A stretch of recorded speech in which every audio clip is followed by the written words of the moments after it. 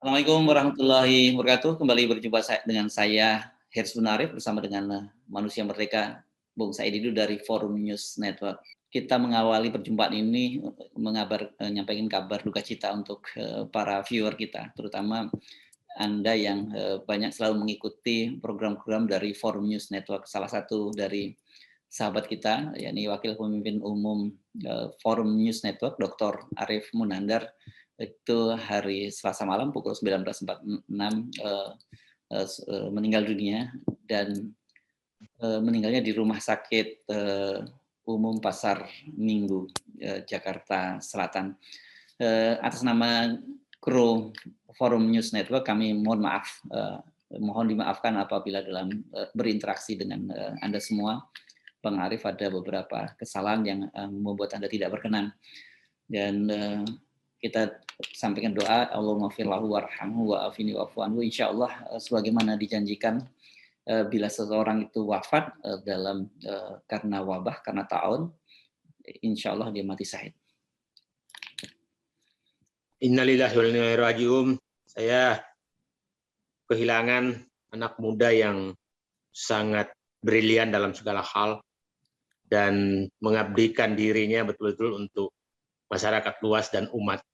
Ya. Allah memilih, memanggil hambanya, Bung Arif, mendahului kita. Insya Allah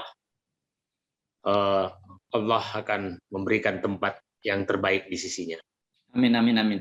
Ya, sebagai informasi buat Anda semua, Bang Arif ini, beliau ini dokter sosiologi dari Universitas Indonesia dan sangat concern terutama dengan pengembangan sumber daya manusia. Dia banyak sekali mendidik kader-kader, terutama di lingkungan Universitas Indonesia, anak-anak muda di lingkungan Universitas Indonesia yang disiapkan untuk menjadi selain pemimpin ini ya pemimpin yang cerdas secara intelektual, tapi juga secara agamanya cukup bagus. Ini program yang selama ini dibina oleh Bang Arif, dan insya Allah ini akan menjadi amal jariah buat beliau. Jadi insya Allah ini kematiannya adalah husnul khotimah, Bang. Saya itu. Amin. Ya, oke. Kita kembali lagi ke topik yang sekarang sedang hangat dibicarakan berkaitan dengan vaksin berbayar. Kelihatannya program itu meskipun ditunda akan terus berlanjut ya. Kalau kita lihat dari penjelasan kemarin, penjelasan Menkes di Komisi 9 DPR, dan juga penjelasan dari Menek BUMN Erick Thohir. Saya tadinya menduga mereka akan dihabisi di Komisi 9 DPR, ternyata tidak segarang seperti pernyataan-pernyataan sebelumnya nih para anggota Komisi DPR kita. Apa sih sebenarnya yang mesti kasus vaksin berbayar ini yang mesti kita dudukkan persoalannya, Bang Said? Saya pikir istilah Bang Hersu mendudukkan persoalannya adalah yang itu cara tepat. Ya. Kita harus mencoba melihat bahwa awal-awal program vaksinasi itu memang rencananya berbayar. Rencananya berbayar. Bulan November itu Wakil Menteri BUMN, sekarang Menteri Kesehatan, Budi Sadikin, itu mempresentasikan di program untuk pelaksanaan vaksinasi yang akan ditugaskan ke BUMN. Dan katanya itu adalah program yang disiapkan oleh Kementerian Kesehatan, COVID. Nah, saat itu kita tahu bahwa diusulkan bahwa 70% itu memang berbayar, 70% berbayar, 30% yang gratis. Nah, bulan Desember baru Pak Jokowi memutuskan bahwa semua gratis. Presiden Jokowi memutuskan bulan Desember semua gratis. Ya. Nah, setelah itu muncul namanya vaksinasi gotong royong. Vaksinasi gotong royong ini didasari atas bahwa pada saat itu ditakutkan bahwa untuk mendapatkan vaksin berat sekali, sehingga pengusaha-pengusaha ingin mendapatkan prioritas untuk mendapatkan vaksin, vaksinasi, agar karyawannya bisa divaksin sehingga bisa bekerja, sehingga ekonomi tetap jalan. Itu dulu awalnya. Nah, sempat berhenti karena program vaksinasi gratis kelihatannya tidak menghadapi kendala yang berarti dalam hal pengadaan vaksin. Yang terjadi adalah pelaksanaan di lapangan. Nah, kemudian muncul kembali ini kan baru bulan Juni nih, bulan Juli baru muncul kembali untuk program vaksinasi berbayar. Nah, program vaksinasi berbayar saya pikir ini muncul karena ini adalah sudah terjadi keterbatasan anggaran negara untuk memenuhi seluruh pembiayaan vaksinasi. Itu kan sederhana, Mas Hersu. Jadi kalau 1 juta orang, kita ini kan saja 1 juta orang, dan itu kira-kira biayanya 1 juta per orang lah, dengan segala-galanya. Jadi dibulatkan lah ya. Ya, 1 juta itu kan berarti ini berarti 1 triliun kan untuk 1 juta orang. Nah, memvaksinasi sekitar 180 juta orang supaya terjadi herd immunity, nah itu kira-kira 180 triliun dana yang dibutuhkan. Kurang lebih seperti itu. Sehingga kalau ada vaksinasi berbayar, itu akan membantu pemerintah. Nah, seperti dikatakan Ketua Kadin tadi, bahwa sudah ada 10,5 juta orang yang mendaftar untuk vaksinasi berbayar lewat perusahaan-perusahaan. Berarti kan mengurangi beban biaya sekitar 10 triliun dari pemerintah. Nah, saya ingin mencoba masuk ke hal tersebut. Nah, problemnya adalah bahwa ini kan bagaimana membuat mekanisme agar vaksin berbayar ini masih dalam prinsip. Ada 3 prinsip yang harus kita ingat di pelaksanaan vaksin berbayar ini. Satu adalah dia harus tetap gratis untuk seluruh rakyat Indonesia. Yang kedua, bahwa ini tidak boleh dijadikan lahan bisnis, ya karena nilainya besar sekali. Bayangkan triliunan. Yang ketiga adalah mengantisipasi adanya pemain dalam pengadaan vaksin dan pelaksanaannya. Itu yang prinsip yang harus pegang. Nah, atas dasar prinsip itu, saya ingin menyampaikan mekanisme yang terbaik sebenarnya adalah bahwa tidak ada, tadi saya katakan semua ini prinsipnya gratis. Bagaimana caranya supaya gratis? Maka semua karyawan yang didaftar itu tidak boleh membayar 1 sen pun, tapi itu dibayarkan oleh perusahaannya, dan untuk menghindari agar tidak terjadi bisnis, maka perusahaan itu hanya mengganti biaya yang dikeluarkan oleh pemerintah. Nah, itu istilah saya pendapatan negara donasi COVID, pendapatan negara donasi COVID. Nah, jadi pengusaha membantu negara dalam hal bentuk donasi COVID yang diwujudkan dalam pembayaran biaya vaksinasi karyawannya. Itu. Nah, donasi COVID ini, Mas Hersu, supaya clear semua, donasi COVID ini tidak boleh masuk kas perusahaan, tapi langsung masuk ke kas Kementerian Keuangan Bendahara Umum Negara. Jadi langsung dibayarkan ke kas negara, bukan ke kas perusahaan. Kalau di kas perusahaan itu bisa menjadi bisnis lagi. Jadi langsung ke kas negara pembayaran. Nah, sekarang karena ini ada biaya pelayanan selain harga vaksin, ada biaya pelayanan, maka biaya pelayanannya itulah diganti oleh negara kepada BUMN yang melaksanakan pelayanan tersebut. Nah, sehingga uang itu diambil dari mana? Dari donasi tadi.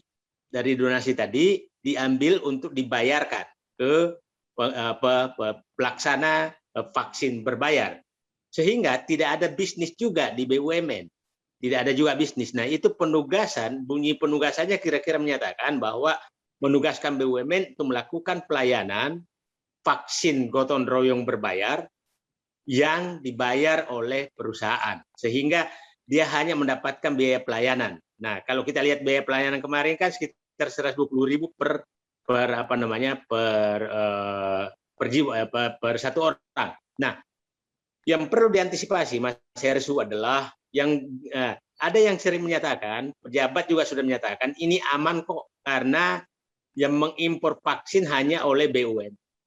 Nah, saya paham betul bahwa mengimpor vaksin hanya BUMN, tapi saya paham juga bahwa ada potensi diatur oleh pihak lain untuk mensuplai BUMN. Jadi tidak ada jaminan bahwa kalau disuplai BUMN itu tidak ada permainan. Itu tidak ada jaminan. Karena bisa ada penghubung yang kita tidak tahu. Nah, pasti jawaban mereka menyatakan akan diaudit oleh BPK, BPKP. Pasti menyatakan begitu.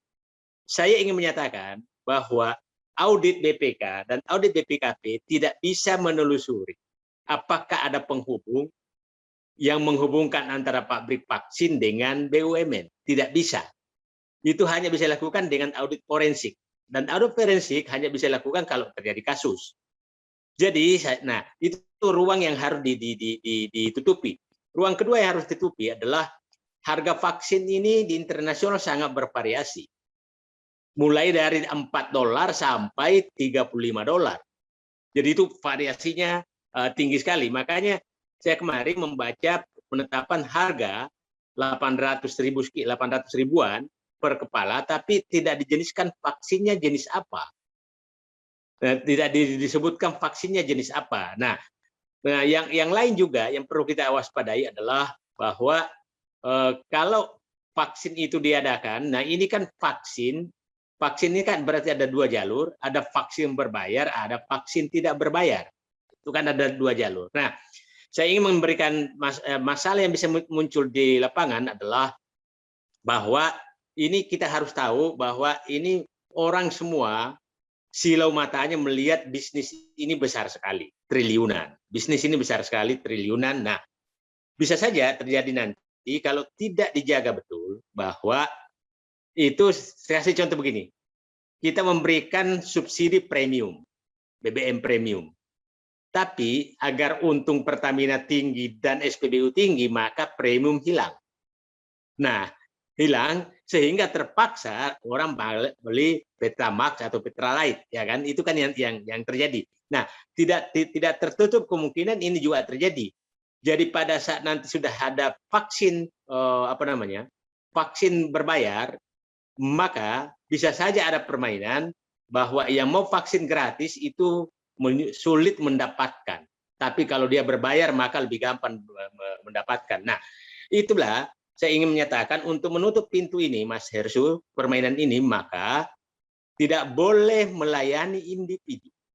Tidak boleh melayani individu untuk menghindari bahwa orang bisa sulit mendapatkan vaksin gratis sehingga dia berbayar.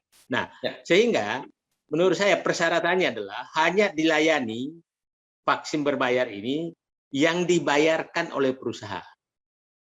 Yang dibayarkan oleh perusahaan. Pasti orang lain menyatakan lagi, bagaimana kalau individu mau? Boleh, tapi harus ada keterangan bahwa dia sudah mencari vaksin gratis dan tidak bisa mendapatkan. Sehingga kita bisa tahu di daerah mana sebenarnya yang bermain seperti itu. Itu kira-kira cara untuk menghindari permainan di vaksin berbayar ini. Itu Mas Hersu. Ya. Nah, dari penjelasan Menteri Kesehatan maupun Menko BUMN, kenapa kemudian muncul vaksin berbayar ini, karena rencana vaksin gotong royong yang semula akan dikoordinasikan oleh Kadin itu katanya sepi sekali peminatnya. Jadi target pemerintah untuk mempercepat vaksinasi massal itu tidak terwujud.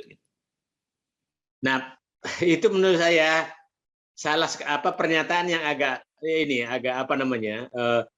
problemnya sekarang jangankan yang berbayar, yang gratis saja itu tidak tersedia. Jadi maksud saya begini, itu alasan yang menurut saya tidak bisa kita terima, karena saya ada dua kemungkinan. Memang perusahaan awal-awalnya semangat untuk mendaftar karena disangkanya susah mendapatkan vaksin. Sekarang kalau seorang pengusaha, kalau ada dapat gratis, ngapain saya buang-buang uang? Nah, saya kasih contoh begini, Mas Hersu. Coba bayangkan kalau perkebunan itu mungkin karyawannya ada yang sampai 20 ribuan. 20 ribu. 20 ribu karyawan kali 1 juta berarti 20 miliar kan? Nah, 20 miliar. Nah, kalau dapat gratis buat apa saya mengeluarkan uang 20 miliar? Jadi saya pikir pernyataan itu kalau memang itu lambat, kalau pernyataannya kan bahwa ini mempercepat proses vaksinasi. Jadi sederhana sebenarnya. Siapkan aja banyak tempat, tugaskan seluruh BUMN menggunakan kantornya untuk melakukan vaksinasi, berikan biaya penugasan kepada BUMN agar melaksanakan tugas itu. Seluruh BUMN, bukan Kimia Farma saja, tapi vaksinasi gratis. Kalau itu, nah itu bisa dilakukan. Nah, tapi saya begini, saya menyatakan saya tidak anti terhadap vaksinasi berbayar, tapi berbayarnya itu adalah donasi para pengusaha kepada pemerintah untuk mengurangi beban pemerintah. Itu sebenarnya, Mas. Nah, sebelum saya lanjutkan, tapi saya penting juga untuk memaparkan fakta, karena tadi Bang Said Didu menyatakan bahwa sebenarnya skenario awalnya itu memang vaksin berbayar yang lebih banyak, yang paling besar ya, justru yang paling sedikit itu vaksin yang gratis. Tapi kan kita tadi sudah Anda sebut pada tanggal 16 Desember itu tiba-tiba Presiden Jokowi itu mengumumkan bahwa semua gratis, kan begitu? Ya. Tetapi saya kemudian membaca ini, saya baca tanggal 19 Januari, ini artinya ya 1 bulan lebih setelah Pak Jokowi mengumumkan gratis, ini Ibu Sri Mulyani menyatakan bahwa dia bersama 3 orang menteri diminta untuk mengkaji vaksin berbayar. Jadi bagaimana mungkin itu ada sebulan sebelumnya Pak Jokowi menyatakan gratis, tapi tiba-tiba kemudian minta itu dikaji kembali, dan sekarang kita tahu direalisasikan sekarang ini. Ini kan dari sini saja orang kemudian bisa menilai siapa sebenarnya Pak Jokowi itu kan. Jadi saya pikir memang ya beliau selalu konsisten di ketidakkonsistenan. Itu yang bikin menurut saya seluruh anak buahnya pusing karena perubahan seperti itu. Coba bayangkan perubahan seperti itu menyebabkan dari rencana berbayar menjadi gratis, itu langsung Menteri Keuangan saat itu mencari uang 150 triliun. 150 triliun. Nah, mungkin setelah dilaporkan bahwa uang tidak ada, Pak, maka udahlah berbayar lagi lah. Jadi, nah itulah jadi begini. Ini kita lihat negara-negara yang menghadapi COVID dan berhasil menekan ini adalah konsistensi. Jadi persyaratan menyelesaikan COVID ini adalah konsistensi kebijakan.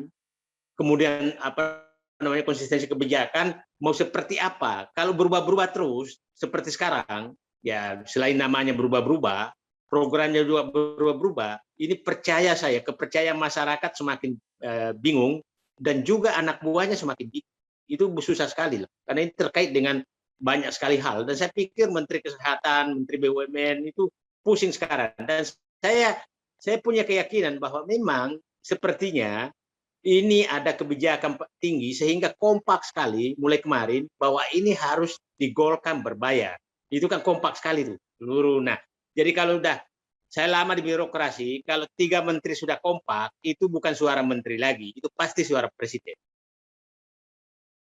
Nah, tapi dengan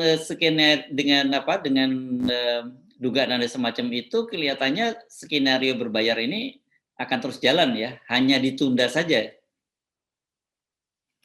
Saya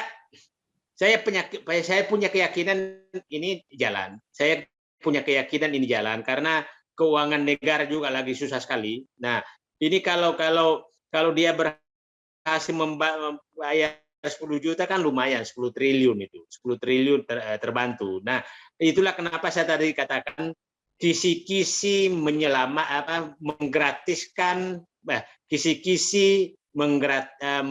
menggratiskan vaksin berbayar. Kisi-kisi untuk menggratiskan vaksin berbayar dan terbebas dari permainan bisnis. Itu kira-kira itu kisi-kisi yang saya uraikan tadi. Ya, nah ini kalau kita meyakini dan Bang Saidi juga meyakini bahwa skenario vaksin berbayar ini akan goal, ini apa implikasinya dan apa yang akan terjadi di lapangan? Saya melihat sih bahwa ini yang akan terjadi adalah bahwa ini akan terjadi justru dalam artian begini, Mas. Ini kan harapannya adalah ada 2 harapan mereka kan. Satu adalah yang lewat perusahaan dan lewat individu. Saya sangat tidak setuju lewat individu. Karena ini menjadi ladang bisnis yang bisa dimanfaatkan. Nah, perusahaan perusahaan saya pikir ya udahlah, kalau lewat perusahaan oke lah dibayar, tapi tetap gratis. Saya kembali lagi menyatakan prinsipnya harus tetap gratis untuk semua. Kalau ada yang membayar maka itu donasi terhadap negara. Yang ketiga harus bebas dari bisnis. Itu saja sebenarnya. Jadi konsep kemarin bahwa menugaskan Kimia Farma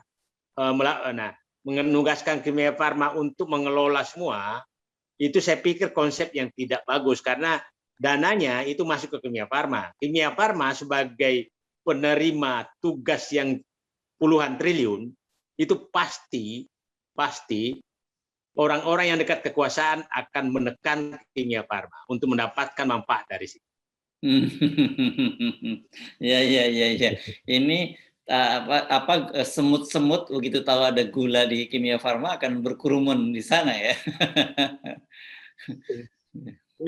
Dan itu sama, Mas, di mana-mana kayak impor beras. Pada saat diumumkan impor beras, maka seluruh mafia impor beras itu akan datang menunggangi Bulog. Nah, bayangkan tingkat Budi Waseso aja angkat tangan menghadapi mafia itu. Nah, kalau ini ditugaskan ke Kimia Farma, maka para mafia vaksin tadi yang tidak ada standar harganya di dunia itu akan datang menunggangi Kimia Farma. Jadi nggak usah itu, Mas. Bansos beras saja dikorupsi, apalagi yang ini yang tidak susah sekali ditelusuri. Nah, itu yang saya hindari betul, sehingga kembali lagi saya ulangi, pintunya adalah bahwa hanya negara yang boleh mengimpor dan perusahaan mengganti uang negara itu langsung ke kas negara, bukan ke BUMN. Ya, baik. Terima kasih Bang Said Didu atas perbincangan kita kali ini. Sekali lagi kita mengingatkan pada Anda semua, betul-betul jaga protokol kesehatan. Saya kira bukan seperti kita, Anda juga pasti sudah mengalami banyak sekali orang-orang dekat kita, sahabat-sahabat kita, saudara-saudara kita yang masuk ke rumah sakit dan bahkan yang meninggal dunia karena COVID. Ya, Bang Said Didu, Assalamualaikum warahmatullahi wabarakatuh. Waalaikumsalam warahmatullahi wabarakatuh.